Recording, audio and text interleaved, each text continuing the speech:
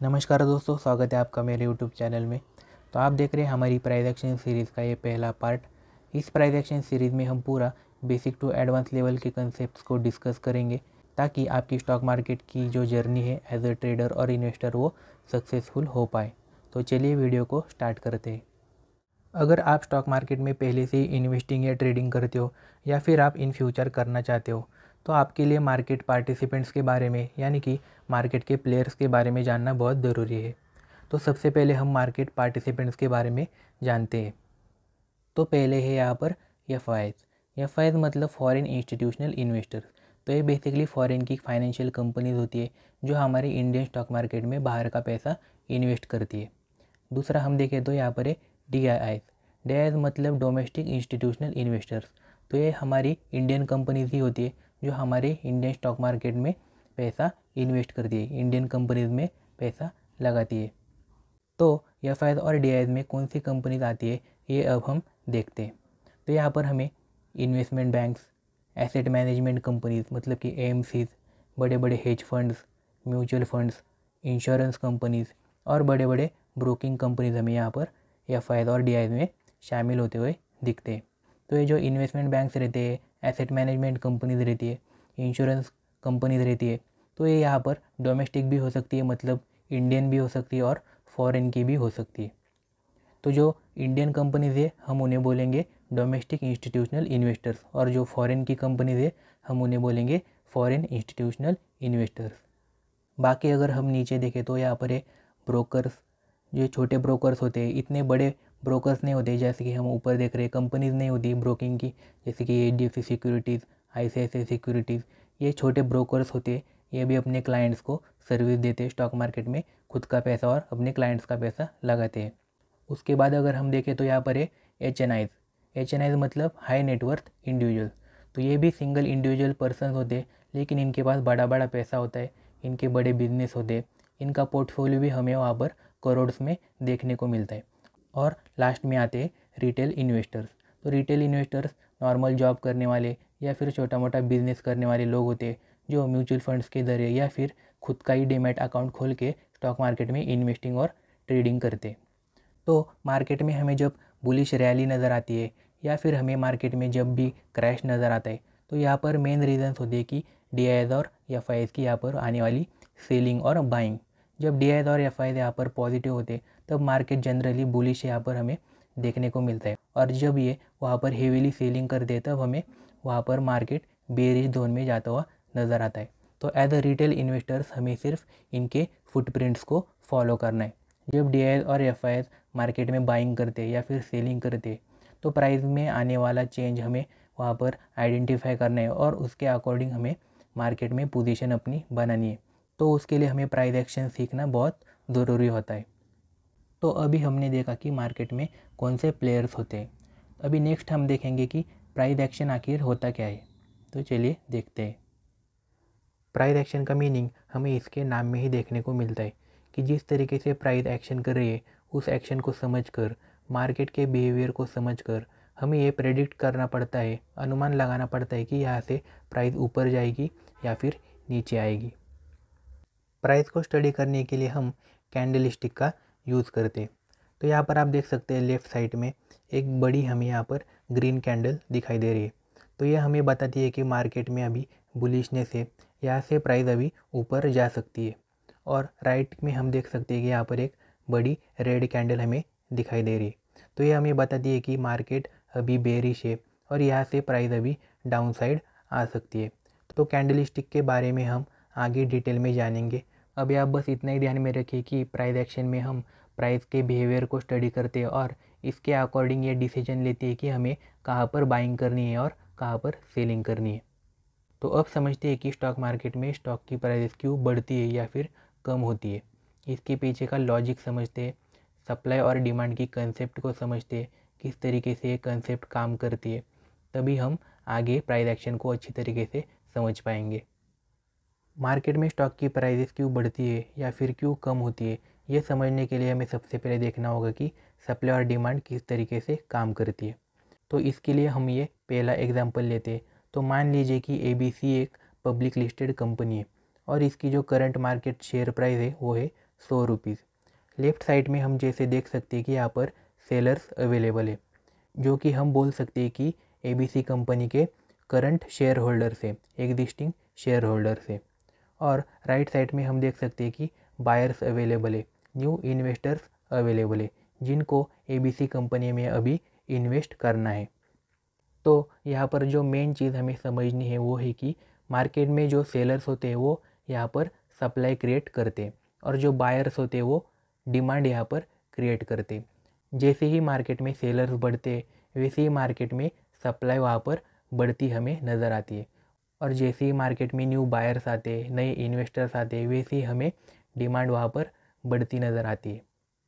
तो इस पहले एग्जांपल में हम देख सकते हैं कि जो सेलर्स है उनके पास यहाँ पर 1000 क्वांटिटीज़ है ABC कंपनी की, जो मार्केट में अभी बेचना चाहते हैं, सेल करना चाहते हैं। लेकिन यहाँ पर जो बायर्स है वो सिर्फ यहाँ पर 500 क्वांटिटीज़ ही बाय करना चाहते हैं। तो हमें सबसे पहले समझना पड़ेगा कि यहाँ पर जो सप्लाई है वो यहाँ पर ज़्यादा है, 1000 क्वांटिटीज़ में यहाँ पर सेलर्स अवेलेबल है, और जो यहाँ पर डिमांड है वो यहाँ पर कम हमें दिखाई दे रही है, सिर्फ 500 क्वांटिटीज़ ही यहाँ पर बाइंग के लिए अवेलेबल है। तो जब मार्केट में सप्लाई ज़्यादा होती है और डिमांड कम होती है तब वहाँ पर स्टॉक की प्राइस नीचे आती है, प्राइस में हमें गिरावट दिखती है। तो अब हम दूसरा एग्जांपल यहाँ पर देखते हैं। तो इस दूसरे एग्जांपल में हम ABC कंपनी को ही यहाँ पर रखेंगे, जिसकी शेयर प्राइस यहाँ पर ₹100 है। सिर्फ हम यहाँ पर सप्लाई और डिमांड को चेंज करके देखते हैं। तो यहाँ पर जो सेलर्स है वो सिर्फ यहाँ पर 500 क्वांटिटीज़ ही सेल करना चाहते हैं, और जो बायर्स है वो यहाँ पर अब 1000 क्वांटिटीज़ बाय करना चाहते हैं ABC कंपनी के। तो यहाँ पर हम देख सकते हैं कि सप्लाई यहाँ पर अब कम हो गई है और डिमांड यहाँ पर अभी बड़ी है, जो कि बायर्स हमें यहाँ पर आते हुए नज़र आ रहे हैं। तो जब मार्केट में डिमांड ज़्यादा हो और सप्लाई वहाँ पर कम हो तब हमें स्टॉक की प्राइस वहाँ पर बढ़ती हुई नज़र आती है। तो स्टॉक की प्राइस का बढ़ना या फिर कम होना, ये सारा खेल ही सप्लाई और डिमांड के ऊपर डिपेंड है। तो अब देखते हैं कि हमारा थर्ड एग्जाम्पल। तो ये है हमारा तीसरा एग्जाम्पल। इसमें जो हमारी कंपनी है वो सेम ही कंपनी है, जो करंट मार्केट शेयर प्राइस है वो भी हमारा ₹100 ही है। बट यहाँ पर जो सेलर्स हमें दिखाई दे रहे हैं वो मार्केट में 1000 क्वांटिटीज़ सेल करना चाहते हैं, और जो बायर्स हमें दिखाई दे रहे हैं वो मार्केट में 1000 क्वांटिटीज़ ही बाय करना चाहते हैं। तो यहाँ पर हम देख सकते हैं कि जो सप्लाई है और जो डिमांड है वो यहाँ पर हमें सेम देखने को मिल रही है। तो जब मार्केट में वहाँ पर डिमांड और सप्लाई सेम हो तो स्टॉक की प्राइस में वहाँ पर कोई भी चेंज नहीं होता। जो मार्केट की यहाँ पर जो शेयर प्राइस चल रही है ₹100, वही हमें यहाँ पर डील होने के बाद भी देखने को मिलेगी। तो इस तरीके से मार्केट में सप्लाई और डिमांड काम करती है। अभी हमने देखा कि मार्केट में स्टॉक की प्राइस बढ़ने या फिर कम होने का रीज़न क्या होता है। अब हम देखते हैं कि मार्केट स्ट्रक्चर आखिर किस तरीके से काम करता है, किस तरीके से वहाँ पर बुलिश मार्केट जाता है, बेरिश मार्केट जाता है और साइडवेज हो जाता है। तो चलिए मार्केट स्ट्रक्चर के बारे में समझते हैं। जैसा कि आप स्क्रीन पर देख रहे हो कि मार्केट में प्राइस कुछ इस तरीके से अपना स्ट्रक्चर बनाती है। तो सबसे पहले देखते हैं कि जब मार्केट बुलिश होता है तो उसमें प्राइस किस तरीके से रिएक्ट होती है। तो ये जो आप देख रहे हो लेफ़्ट साइड में, ये यहाँ पर बुलिश मार्केट है। जब भी मार्केट बुलिश होता है तब प्राइस यहाँ पर हायर हाई और लोअर हाई के फॉर्मेशन में ही ऊपर जाती है। प्राइस कभी भी ऐसे 90 डिग्री ऊपर नहीं जाती, ये बात आपको ध्यान में रखनी है। प्राइस को जब भी ऊपर जाना हो तब वो इस तरीके से करेक्टिव फॉर्म में ही ऊपर की तरफ जाती है। तो बुलिश मार्केट में हम हायर हाई और लोअर हाई क्यों बोलते हैं ये पहले हम समझ लेते हैं। अगर आप यहाँ पर ध्यान से देखो तो आपको एकदम क्लियर हो जाएगा।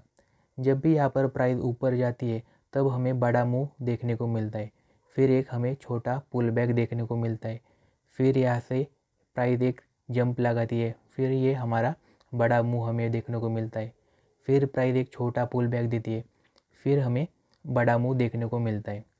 तो यहाँ पर आप देख सकते हो कि प्राइस ने यहाँ पर पहला हाई लगाया है और यहाँ पर नीचे की तरफ पहला लो लगाया है।